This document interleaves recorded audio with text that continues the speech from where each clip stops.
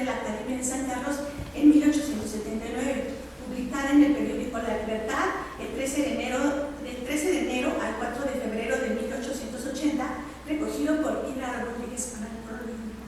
Como ha señalado el investigador Fernando Ibarra, el escritor que ejercía como crítico de arte daba rienda suelta a la pluma para verbalizar las emociones que le sugería un cuadro. La escena plasmada por los pintores era motivo para que los escritores, críticos de arte, recrearan historias sobre las situaciones que daban origen al momento recogido por el artista. Así, por ejemplo, el cuadro La Equivocación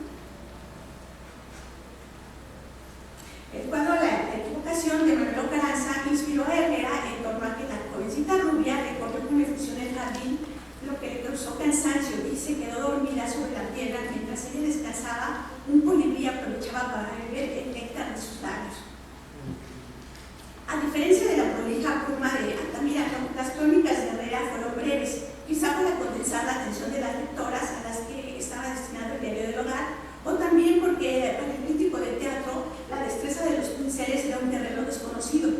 Lo cierto es que, al igual que los pintores mexicanos que copiaban modelos europeos, Herrera se inspiró en la severa y demoledora crítica de Altamirano para referirse a la decadencia de la escultura mexicana, al afirmar que la sala de la Academia destinada a esta manifestación artística se hallaba vacía. Por otra parte, el dramaturgo, periodista, crítico de arte, expresó que la pintura mexicana debía concentrarse en temas históricos y nacionalistas. Era preciso dejar de reproducir autores, modelos, paisajes y motivos extranjeros. Aunque alabó a Ramón Flores, profesor de dibujo, demeritó el cuidado que el paisajista José María Velasco hacía de la figura humana. Herrera exponía al espectador sobre el uso de los colores muy vivos, decía, que usaban los artistas mexicanos que afectaban la vista y la obra. Incluso se atrevió a sugerir que los pintores corrigieran los errores e imperfecciones de sus cuadros. A la pintura de El Salvador, de Felipe Santiago Gutiérrez, le encontró que los fariseos eran muy parecidos a los hombres que seguían al guerrillero Manuel Lozada, con sus calzoncillos, camisas de manta y sombrero de palma. Herrera indicó que la Academia debía elaborar catálogos para apoyar a los espectadores en la identificación de los nombres de los artistas y la denominación de sus producciones, lo que contrasta con la apreciación de Altamirano, que sigue un orden numérico de las pinturas. Aquí vale señalar que sí existía el catálogo general de las obras presentadas en la quinta exposición de obras de Bellas Artes, abierta el 5 de noviembre de 81.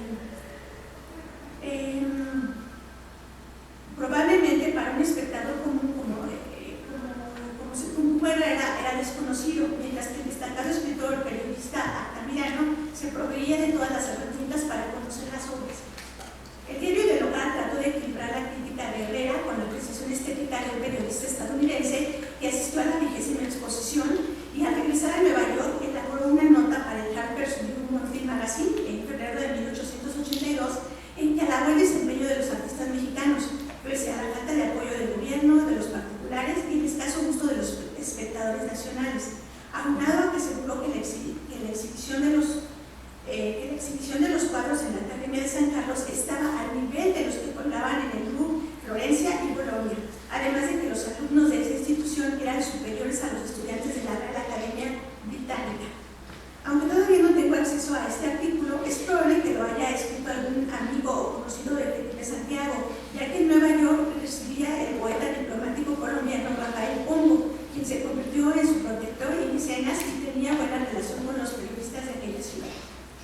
Ida Rodríguez Panarcolini compiló las observaciones que Felipe Santiago Gutiérrez hizo sobre la 20ª exposición de la Academia de San Carlos, publicadas por el periódico del siglo XIX, que constituyen la réplica del pintor a las apreciaciones de Ignacio Herrera, pero a la vez muestran que respondía a la dura crítica que Altamirano redactó en 1880 en torno a la decadencia del arte en México y la mala impresión que le provocó visitar San Carlos a fines de 1879. Quizá desde ese momento se gestó la polémica entre el pintor y el literato. El 4 de marzo de 1882, Felipe Santiago Gutiérrez refirió en el diario del hogar que La Libertad hablaba de la decadencia del arte mexicano, que se carecía de buenos profesores y discípulos y que era necesario traerlos de Europa. El pintor lamentó, cito, que de cuando en cuando surjan ciertos escritores que, porque han creído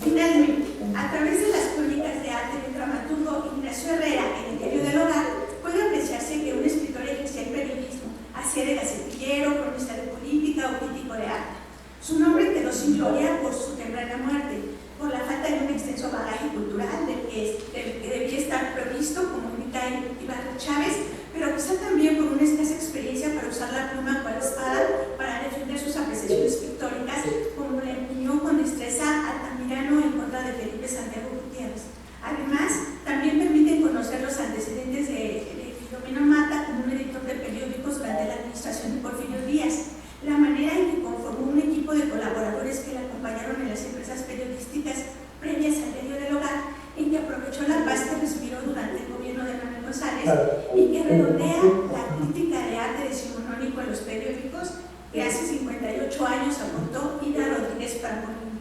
Muchísimas gracias y perdón por la lectura.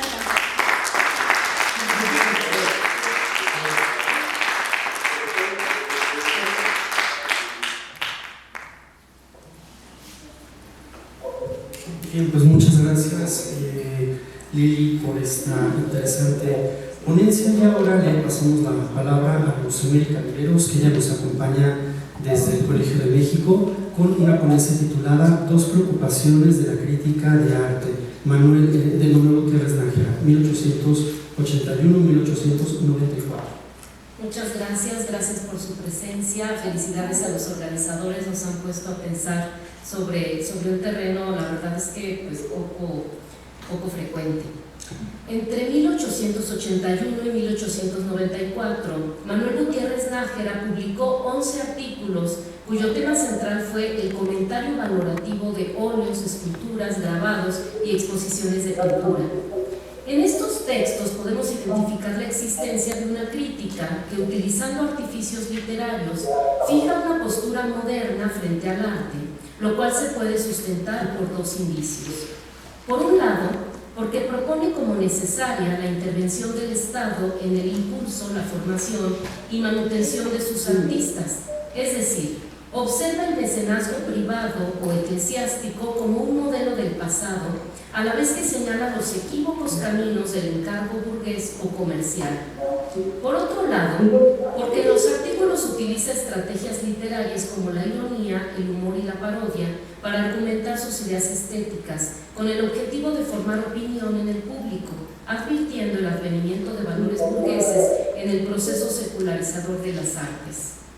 Antes de exponer estas dos características de la crítica nájeriana, será útil describir el corpus revisado para proponer mis conclusiones.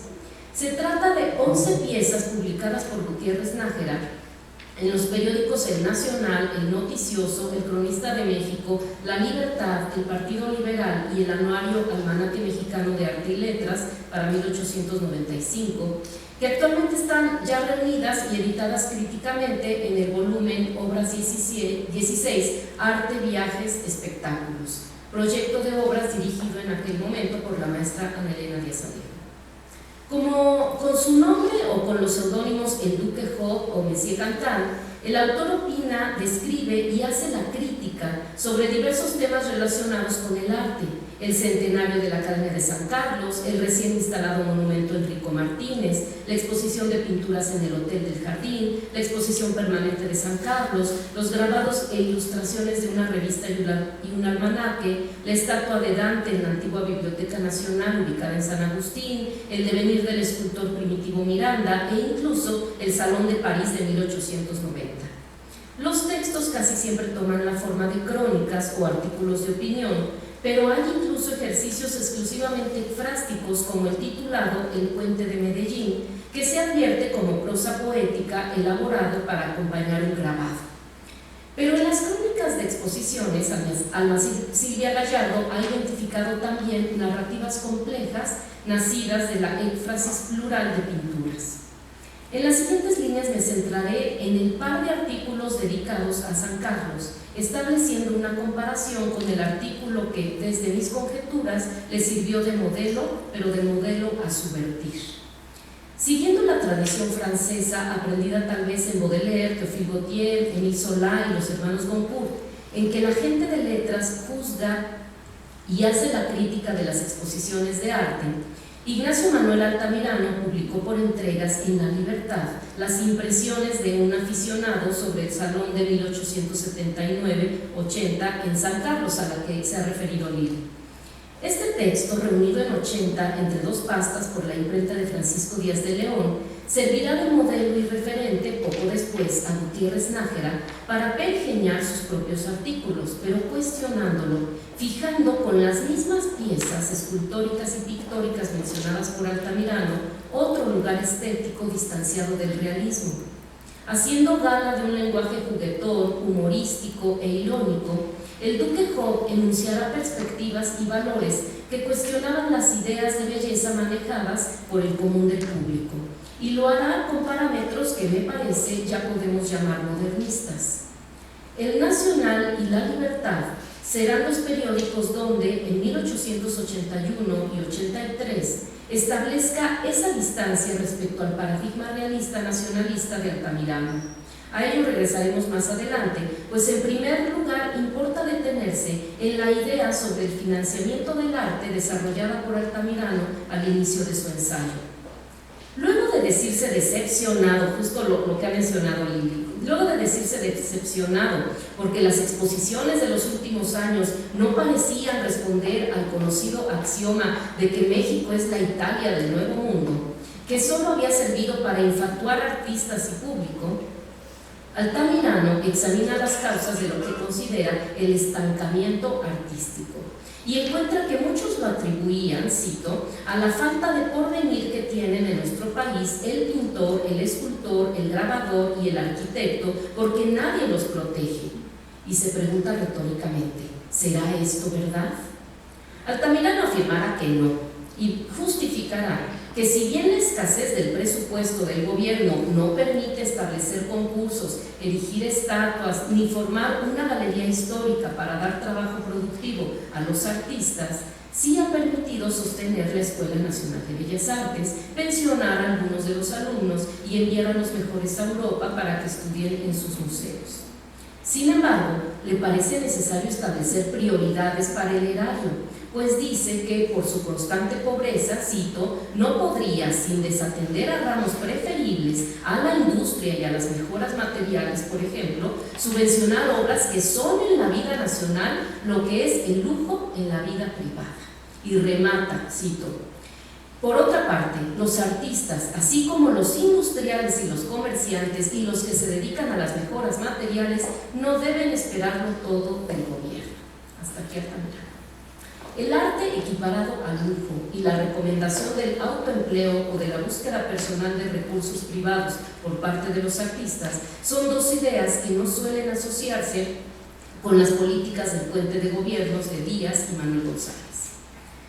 Altamirano dice que dedicará sus siguientes argumentos al público, aunque confunde esa instancia con el mercado, y afirma que los hombres adinerados compran, cito, fotografías no siempre buenas, juguetes de zinc, muñecos de pasta, pero pocas veces un bronce exquisito, un mármol notable, siquiera un grabado de mérito. Es rarísimo encontrar en un salón un cuadro valioso. Hasta aquí. En cambio, hombres de posición mediana que rinden culto al arte, cito, hacen gustosos un sacrificio por obtener una obra bella. Tales hombres bastan para estimular el talento de los artistas. Después se refiere a la crítica, la cual señala, cito, ha sido benévola en demasía, lo que suele ser dañoso a los jóvenes pintores y escultores, pues les hace formarse una idea exagerada de sus obras y creerse en la cumbre de la perfección artística. Hasta aquí Altamirano. Si contrastamos estas ideas sobre la crítica con sus opiniones sobre la crítica literaria de 10 años atrás, notaremos un cambio radical. Finalmente habla de la masa general del público, la cual dice, tiene mal gusto, resultado de su falta de cultura intelectual, pero toca a los artistas, afirma, precisamente educarla como la han educado en Europa desde la época del Renacimiento hasta nuestros días. Hasta aquí Altamirano. Estas ideas que dan mucha materia de análisis se ven coronadas por la declaración del paradigma mimético al que se adscribe. Pues al afirmar que no ha tenido la fortuna de viajar y por consiguiente no conoce los museos europeos que ostentan, cito, las más grandes obras de arte, no por ello debe dejar de opinar, como podrían pensar artistas, profesores y patronos que descalifican los comentarios de quienes no han estudiado directamente en los cuadros europeos. Cito, parece, según los que así discurren, que para conocer si la forma y el colorido son bellos, si el ideal está bien expresado, si los árboles, los prados, las aguas, las montañas y el cielo están conformes con la realidad, se necesita estudiar todo eso en los cuadros de los museos de Europa. No he tenido a mi alcance otro museo que el de la naturaleza, pero sospecho que me asiste un poco de sentido común. Hasta aquí Altamirano. Remata sin advertir tal vez la serie de supuestos sobre la mímesis, la función del arte, la formación del público y las políticas culturales que dirigirán los comentarios puntuales a los óleos, bustos, esculturas y grabados, de los que hará a lo largo de 73 páginas de apretados renglones una crítica temática en la que el criterio estético estará guiado por el paradigma mimético realista y la utilidad ideológica del asunto representado. Desde un lugar muy distinto, expresado además con un lenguaje metafórico, Gutiérrez Nájera emitirá argumentos a favor de la protección que el Estado debería prodigar al arte y al artista, pues con la gradual secularización ocurrida en el siglo XIX, los artistas plásticos no terminaban de encontrar un lugar en el nuevo orden y se hallaban a la intemperie. Luego de describir un óleo de Hunt, pintor inglés, que representa a Cristo haciendo una ronda nocturna y buscando un alma despierta en el dormido mundo, tocando muchas puertas que no han querido abrirse, o donde el aldabón no ha sido escuchado dentro por los cantos de la orgía o los ronquidos de la bestialidad, Gutiérrez Nájera establece la comparación, cito: así es el arte, oh pequeño rondador nocturno, marchas de casa en casa y de puerta en puerta, sintiendo el frío y la punta de las piedras que hielan y desangran tus desnudas plantas. La emancipación que el arte había logrado de los patronazgos eclesiásticos ocurrió ante los ojos de la generación de Gutiérrez Nájera y desde su punto de vista había dejado solo 3 caminos para el egresado de la Academia de Bellas Artes, cito: pintar retratos, hacer el decorado de las pulquerías o morirse de hambre. Y la experiencia demuestra que este último camino es el menos risueño y agradable. En el primer caso, el retratista, como el cronista, debía halagar y embellecer al retratado hasta lo inverosímil. Cito: siguiendo este procedimiento, se hace una larga serie de retratos, procurando que si la dama retratada es tuerta, se ponga de perfil, trasladando el eclipse a la otra escena. No se gana mucho, pero en cambio asegura el pintor su vida no con pólizas, sino con tazas de consomé y platos de carne. Hasta aquí, Gutiérrez. Pero si el pintor tiene conciencia independiente y es enemigo de la adulación, debe optar por pintarajear pulquerías. Como da la casualidad que los borrachos, dice el duque Job, tienen cierta propensión a admirar escenas mitológicas, el artista pinta el paso de Venus por el disco de un barril, el robo de las Sabinas por Chucho el Roto y la carroza de las artes tirada por 6 caballos de carro fúnebre. Como además, cito, en las paredes de una pulquería no es absolutamente necesario que se respete la moral, puede el pintor vestir a las diosas con trajes de gasa y escotarlas por abajo tanto como por arriba. Hasta aquí, Gutiérrez. En una pulquería también se puede optar por la pintura militar y se hace de esa manera, cito, pintar un batallón de turcos acorralado por 2 léperos o pintar el edificante espectáculo del descuartizamiento de un yanqui. Finalmente, concluye, los artistas que se niegan redondamente a entrar por el aro pueden, si gustan, morirse de hambre. La serie de recursos humorísticos e irónicos subrayan, por un lado, el verdadero campo laboral del artista plástico y, por otro, el gusto estragado por igual de burgueses y del pueblo bebedor de pulque. Para celebrar los encargos oficiales, Gutiérrez Nájera dedica párrafos serios a las estatuas de Cuauhtémoc o Guerrero, ejecutadas por Miguel Noreña, o la que representa la Ciudad de México coronando a Enrico Martínez.